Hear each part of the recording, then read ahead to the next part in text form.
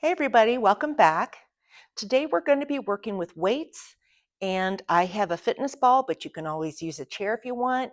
We're going to be working on core strength again while we're doing something else. And it's real important that we use our core while we're doing something else, because doing something else is basically our lives. Driving, grocery shopping, playing a sport, lifting a child, moving, whatever you're doing, it's best to go from a strong core and then do the thing. Okay, so just a couple things. We want to make sure our feet are neutral, not rolling to the outside of the feet or the inside of the feet. Legs are pulling towards your midline, and you're lifting up to your pelvic floor like you're giving yourself a wedgie without using your hands. Your navel's to your spine, ribs are tucked down, shoulder blades are down and back, and you're tall through the top of the head. A lot of times when we do something heavy, especially lifting something above our head, our shoulders come up or even forward. Our head might turtle down. Our hips might come forward or back. And what we want to do is get this strong so that when we do lift the thing above our head, when we do pick something up from the floor, that this is supported and that this is not strained. Your neck, your shoulders, your smaller joints. Okay? So first off, I'm going to just do the movement. So I'm going to start in a turnout, heels together, toes apart. I'm lifting up through the pelvic floor, ribs are tucked down, armpits are down, and I'm tall through the top of the head. So the movement is my hands are here, I'm going to press them above my head and then bring it down and press. So I'm going to give you a side view. You're going up. What we want to avoid is the ribs coming up or the shoulders coming up. Do you see how that works? Sometimes the shoulder comes up and the head comes down or forward. But we want to have a nice strong core. Now your arms, you may think, oh, this is easy. But the thing is, your arms are heavy.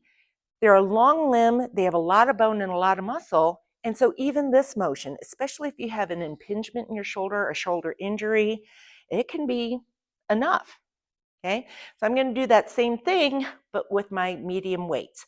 So usually a light weight, I would say, is about 1 pound, which would be like a soup can. So I'm going to use 5 pounds. You can go with 3 pounds. You can go again with no pounds, no weight. So I've got my weights. And again, I'm in that turnout. And what that does is gives me a nice broad base.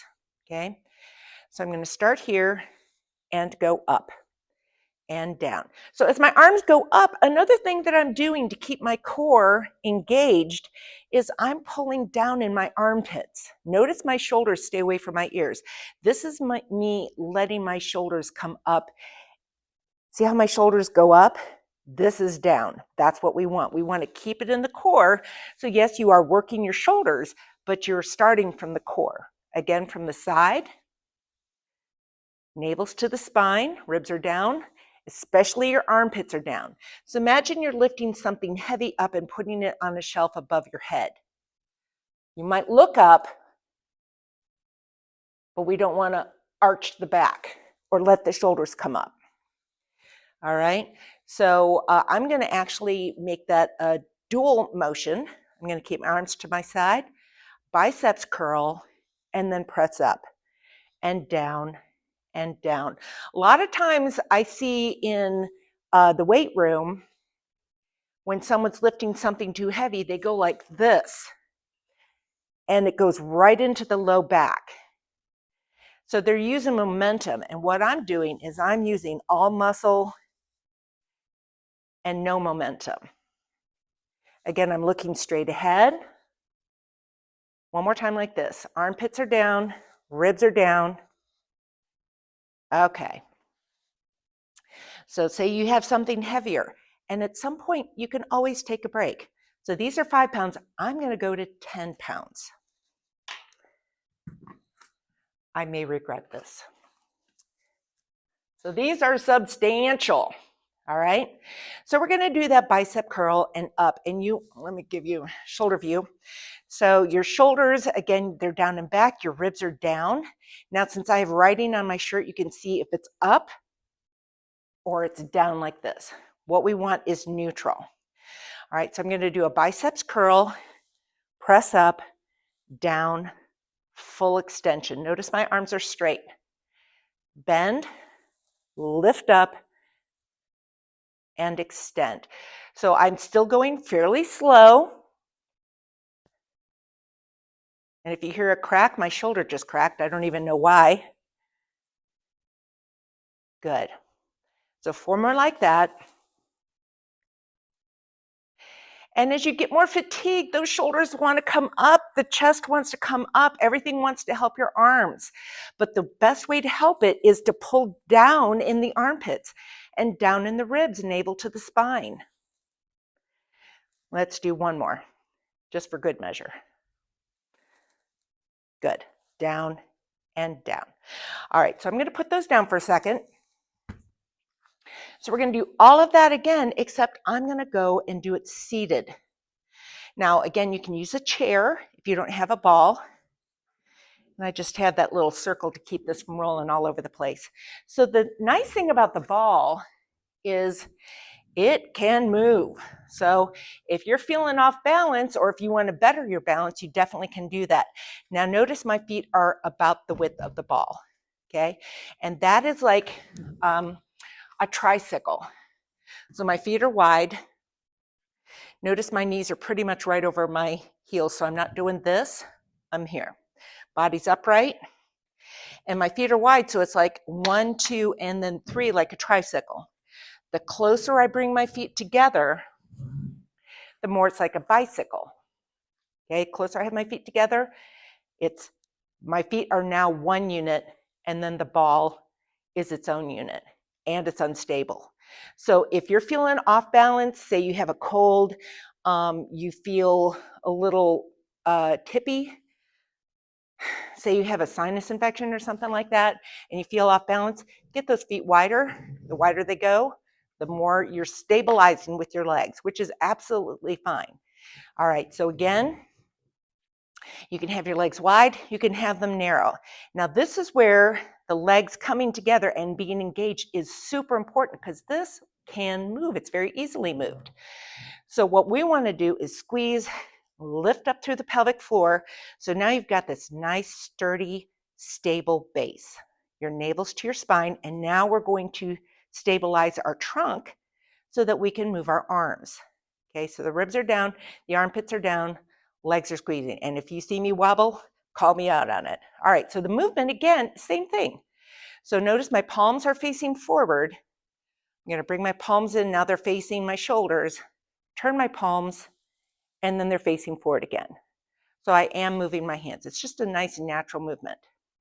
Now the thing is, this is also very difficult because you're on this unstable surface. It's like trying to lift something up while there's a quaking underneath you, or on a swinging bridge or something like that. It's very unstable. So you've got to have the stability in your own body. Okay, so just making this move on an unstable surface is hard. So of course, we got to make it harder because it's me. Yay! So I'm going to go back to those 5-pound weights. And we're going to do some more things here, but I just wanted to give you that basic motion. Again, that my legs are close together, chest is open, shoulder blades are down and back. So biceps curl, facing forward, and then up, shoulder press. Down.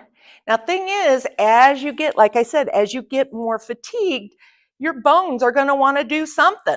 They're going to want to help in some way. So you saw how when I was standing and I was talking about people in the weight room shoving their hips forward, well, a lot of times they do this. If they're sitting, their shoulders go forward and then they roll back. And again, that really can pinch your back. You're putting a lot of strain on your back, in the back of your neck. So I'm going to give you a side view after this one, except I'm going to face the other direction. All right, so you're here, my legs are together. I'm looking straight ahead, okay? So I'm taking my time. Everything's smooth, but it's not super fast. And you notice it's all about the same pace. So I'm not yanking at any point. I'm not shoving. So we're looking at something that is sustainable. So you see weightlifters that are doing it for a particular record or something like that. And they yank and they jump, which is fine, but it's not really super good for your joints. You notice that they have things on their knees. They might have a belt on, stuff like that. But what we want to do is strengthen our core and have everything else get strong around that strong core. So I'm going to put my medium weights down, grab my 10-pound weights. Again, what was I thinking? Okay, chest is open. It is twice as heavy as my other one because those were 5 pounds. And I am getting fatigued. I've done a lot of reps. So again, we're here, we're pressing up, down, and down. So if you're lifting weights or you're doing something and you find that your shoulders are coming up, your head is coming forward, you start feeling it in your low back. That is your body saying it is time to take a break. We want to take a break instead of injuring ourselves. As you get more fatigued, those shoulders are going to want to come up, your head's going to want to come down. The thing that we want to come down are our ribs and our armpits. Let's do a couple more. And last time. Okay, put that on down. So yesterday I was doing some weight training on a machine, and it's called a lat raise, latissimus dorsi. Remember I talked about the armpit, side of the bra, side of the ribs area. And you're lifting up laterally and then back down. The movement is here, lifting laterally and back down. Now notice my shoulder stays down, my ribs stay down. A lot of times people want to yank and it's getting the weight up, but that's not helping our body. So what we're going to do, I'm going to grab my 5-pound weights because I did this yesterday, so I want to be careful. Just an added bonus. You want to make sure that if you lift a certain type of weights, you're working a certain set of muscles. Say I did bicep curls today. I am not going to do biceps curls tomorrow because your muscles need a day, 48 hours to recover. You're doing these little micro tears in your muscles and they need to recover. Now you can do core every day, but if you had a different focus, like if you were doing like a crunch or something like that, next time maybe do a hip lift or maybe do external obliques, and the next day you can do internal obliques or something like that. So you're still working your core, it's always engaged, but if you're going to be working a certain set of muscles, you do want to do that every other day, or at least give 48 hours between. All right, so my arms are in an L, and it's like hide the elbows. So I'm going to come up, you still can't see my elbows, and down. So it's not this, it's not this, up and down and up. Notice my shoulders are staying down. My ribs are staying down. So the writing on my shirt isn't going up. My shoulders aren't shrugging up. They're staying nice and stable. So I'm putting this into my body. And I am going pretty slow. Now, if that's a little too much, you can always bring your hands a little closer to each other. But notice my hands are still the same height as my elbows. Okay. Harder would be a straighter arm. Like this. Up and down. Even harder, I'm going to go at a diagonal so I don't smack the bar, is straight up and down. So the longer your lever, which is your arm, the more intense that's going to be. So we want to make sure there's no pain. Also, your balance is challenged, but not like I'm going to fall over or something like that. And lastly, your form is most important of all. So if you can do 2 in a good form, and then the third one is like that, or your ribs are coming up or something, it's just not worth it. Let's build up, get a strong core, and strengthen from the inside out. It's going to save your neck, it's going to save your shoulders, and hopefully prevent a lot